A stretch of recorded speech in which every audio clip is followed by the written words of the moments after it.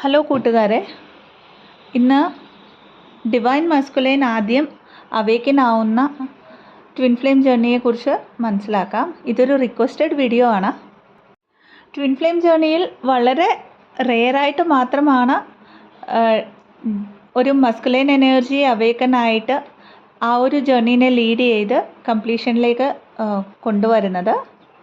അപ്പോൾ കോമൺ ആയിട്ടുള്ള ഒരു ജേർണിയെക്കുറിച്ച് എല്ലാവർക്കും അറിയാം. ട്വിൻ ഫ്ലെയിം ജേർണിയെക്കുറിച്ച് ആദ്യം ഫെമിനൈൻ എനർജീൻ്റെ അവേക്കനിങ് ട്രിഗർ ചെയ്യുകയാണ് മസ്കുലൈൻ എനർജി ചെയ്യുന്നത്. മസ്കുലൈൻ എനർജി റെസ്പോൺസിബിലിറ്റി ഫെമിനൈൻ എനർജീൻ്റെ അവേക്കനിങ്ങിനെ ട്രിഗർ ചെയ്ത് അവരെ സ്പിരിച്വാലിറ്റിയിലേക്ക് തള്ളിവിട്ട് അവിടെ ദ ബെസ്റ്റ് വേർഷനിൽ കൊണ്ടുവരിക എന്നുള്ളതാണ്. അത്രയും നാൾ അവർ മിററിങ് ചെയ്യുകയും ട്രിഗേഴ്സ് തന്ന് ഹീലൊക്കെ ആക്കാനായിട്ട് ഫെമിനൈൻ എനർജിയെ ഹെൽപ്പ് ചെയ്യുന്നു.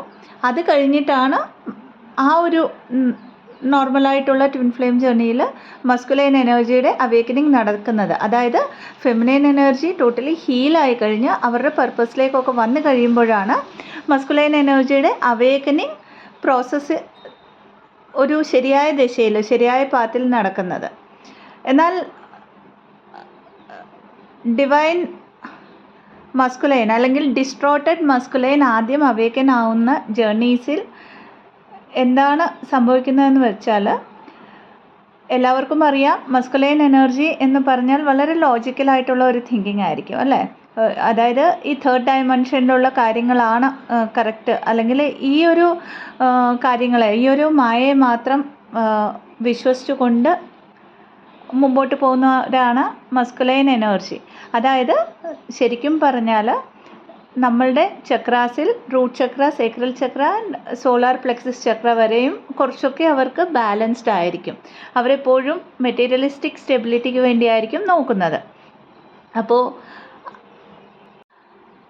ട്വിൻ ഫ്ലെയിം ജേർണിയിൽ ആദ്യം ആരാണോ അവേക്കൻ ആവുന്നത് അവർ സ്പിരിച്വലി അവേക്കൻ ആവുകയാണ് ചെയ്യുന്നത്, സ്പിരിച്വലി അസെൻഡ് ആവുകയാണ് ചെയ്യുന്നത്. അതിലൂടെ അവരുടെ അതർ സോളിനെ, അതായത് അതർ ഹാഫിനെ അവേക്കൻ ചെയ്യുകയാണ് ചെയ്യുന്നത്. അപ്പോൾ ഇവിടെ മസ്കുലൈൻ എനർജിയാണോ ഫെമിനൈൻ എനർജിയാണോ ആദ്യം അവേക്കൻ ആവുന്നത് എന്നുള്ളതല്ല ക്വസ്റ്റ്യൻ.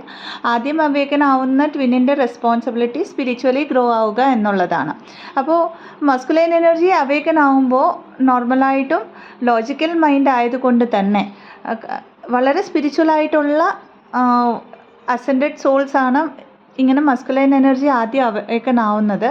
എന്നാൽ അങ്ങനെ ആകുമ്പോഴും അവർ വളരെ ലോജിക്കലായിട്ട് ആലോചിക്കുന്നവരായതുകൊണ്ട് തന്നെ ആ ഒരു അവേക്കനിങ്ങിൻ്റെ ട്രിഗർ അല്ലെങ്കിൽ അവേക്കനിങ് ട്രിഗർ ആവാൻ കുറച്ച് കാലതാമസം ശരിക്കും പിടിക്കും. അതായത് ആ ഒരു സ്റ്റാർട്ടിങ് സ്റ്റേജിലുള്ള കാര്യമാണ് പറഞ്ഞു തരുന്നത്. കാരണം ഈ ഒരു കാര്യത്തിൽ അല്ലെങ്കിൽ ഈ ഒരു ഇങ്ങനെയുള്ള ജേർണികളിൽ മസ്കുലൈൻ എനർജി ഇൻറ്റ്യൂട്ടീവ് ആയിരിക്കും.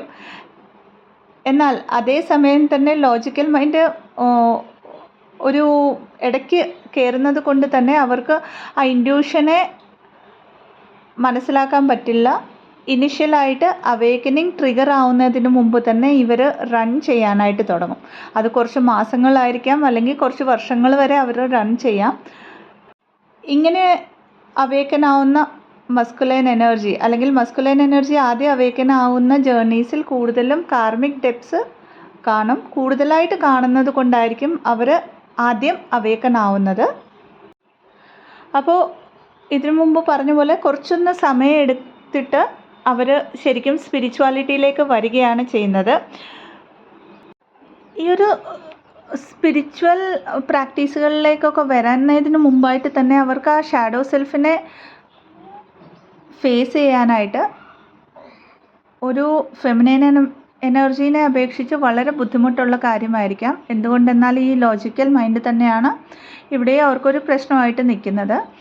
അപ്പോൾ മെയിനായിട്ടുള്ള ഡിഫറൻസ് എന്താണെന്ന് പറഞ്ഞാൽ ആ ഒരു സ്റ്റാർട്ടിങ് സ്റ്റേജിൽ ഈ ജേർണിയിലേക്ക് വരാനായിട്ടും ഈ ജേർണിയെ ആക്സെപ്റ്റ് ചെയ്യാനായിട്ടുമുള്ള ഒരു മനോഭാവം മസ്കുലൈൻ എനർജിക്ക് ഒരിക്കലും കാണില്ല. അവരെല്ലായ്പ്പോഴും ഒരു ഈഗോ മൈൻഡ് സെറ്റിലൂടെ ഓപ്പറേറ്റ് ചെയ്യും. എന്നാൽ എല്ലാ തരത്തിലുള്ള സയൻസും സിങ്ക്രോണിസിറ്റീസും ഇവർക്ക് കിട്ടിക്കൊണ്ടിരിക്കും. അത് ഡ്രീംസിലൂടെ ആവാം, ടെലിപ്പത്തിക്കലി അവരുടെ കൗണ്ടർ പാർട്ടിൽ നിന്നും ആവാം, അല്ലെങ്കിൽ ഇനി ഏതെങ്കിലും ഒരു വഴിയിലൂടെ ആവാം. എന്നിരുന്നാലും ഇതൊന്നും വിശ്വസിക്കാതെ അവർ ആ ഒരു മെറ്റീരിയലിസ്റ്റിക് ലൈഫിനോട് മാക്സിമം സ്റ്റിക്ക് ഓൺ ആവാൻ നോക്കും. എന്നാൽ വൺസ് അവർ അവേക്കനിങ് പ്രോസസ്സിലേക്ക് വന്നു കഴിയുമ്പോൾ, അതായത് ആ ഒരു ജേർണീനെ അക്സെപ്റ്റ് ചെയ്ത് കഴിയുമ്പോൾ അവർ ടോട്ടലി സ്പിരിച്വൽ ആവുകയാണ് ചെയ്യുന്നത്. ഈ ഒരു ജേർണിയിൽ മസ്കുലൈൻ എനർജി ആദ്യം അവേക്കൻ ആവുന്ന ഒരു ജേർണിയിൽ അവർ ഈ ഒരു കണക്ഷനിൽ നിന്നും റൺ ചെയ്യാറില്ല, ആക്ച്വലി ചേസും ചെയ്യാറില്ല. അതായത് ഒരു സ്റ്റേബിൾ കാര്യങ്ങളെ അക്സെപ്റ്റ് ചെയ്യാനുള്ള കഴിവ് മസ്കുലൈൻ എനർജിക്കുണ്ട്. കാരണം അവരൊരിക്കലും തൻ്റെ ഫെമിനൈൻ എനർജിയെ മിസ്സാവുമോ എന്ന ഒരു ഭയത്തിലേക്ക് വരുന്നില്ല, അല്ലെങ്കിൽ ആ ഒരു ഇൻസെക്യൂരിറ്റിയിലേക്ക് വരുന്നില്ല. അതേസമയം അവരുടെ ഒരു ഷാഡോ സൈഡ് എന്ന് വെച്ചാൽ എല്ലാ മസ്കുലൈൻ എനർജീസിനും ഉള്ളതുപോലെ തന്നെ ഈഗോ ആണ്. അതിൻ്റെ കൂടെ തന്നെ റിജക്ഷൻ്റെ ഒരു പേടി എവിടെയോ സബ് കോൺഷ്യസ് മൈൻഡിൽ കാണും. അതിൻ്റെ കൂടെ തന്നെ ഇന്നർ ചൈൽഡ് റിലേറ്റഡ് ആയിട്ടുള്ള ഇഷ്യൂസ്. ഇവിടെ മസ്കുലൈൻ എനർജിയുടെ ലൈഫ് ചൈൽഡ്ഹുഡ് തൊട്ടേ അല്ലെങ്കിൽ കുട്ടിക്കാലം തൊട്ടേ വളരെയധികം ട്രോമാറ്റിക് ഫേസുകളിലൂടെയൊക്കെ കടന്നു പോയി ഉള്ളതായിരിക്കണം. അതുകൊണ്ട് തന്നെ അത്രയും ഒരു ട്രോമാസിനെയൊക്കെയും ഹീൽ ചെയ്യാനായിട്ട് ആ ഒരു ഷാഡോ സൈഡിനെ ഫേസ് ചെയ്യാനായിട്ടും ഇതൊക്കെയും ഹീൽ ചെയ്യാനായിട്ട് മേ ബി അവർക്ക് വർഷങ്ങളോളം എടുത്തേക്കാം. എന്നാൽ ഈ ജേർണിയിൽ സ്പിരിച്വലായിട്ട് അവേക്കൻ ആവുന്ന ഒരു ട്വിന്നിൻ്റെ കയ്യിലാണ് ഈ ഒരു ജേർണിയുടെ താക്കോൽ എന്ന് പറയാറുണ്ട്. അതായത് അവർ ടോട്ടലായിട്ട് സ്പിരിച്വാലിറ്റിയിലേക്ക് വരും. അവർ ഇന്നർ ഹീലിംഗ് ചെയ്യാൻ തുടങ്ങും, അതായത് ഇന്നർ വർക്ക് ചെയ്യാൻ തുടങ്ങും.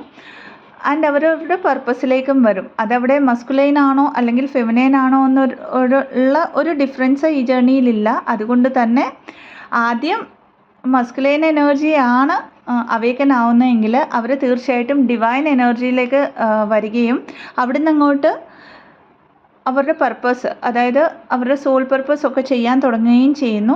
ഇവിടുന്ന് അങ്ങോട്ടാണ് അവരുടെ കൗണ്ടർ പാർട്ടിൻ്റെ, അതായത് ഫെമിനൈൻ എനർജീൻ്റെ അവേക്കനിങ് സ്റ്റാർട്ട് ആവുന്നത്.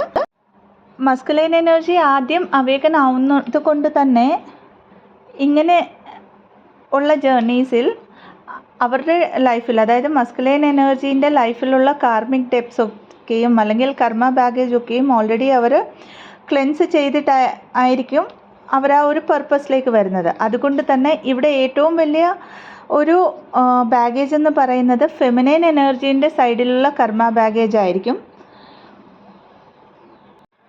യൂഷ്വലി മസ്കുലൈൻ എനർജി അവേക്കൻ ആവുന്ന ജേർണീസിലുള്ളവർക്ക് ആ ഒരു സോൾസിന് വളരെ ഹയർ ആയിട്ടുള്ള ഒരു പർപ്പസ് ആയിരിക്കും ഡിവൈൻ കൊടുത്തിരിക്കുന്നത്. അതേപോലെ തന്നെ ഇവിടെ ഫെമിനൈൻ എനർജിയുടെ കാർമിക് ബാഗേജ് ക്ലെൻസ് ചെയ്യാൻ കുറച്ചധികം സമയമെടുക്കുകയും ചെയ്യും. അതുകൊണ്ട് തന്നെ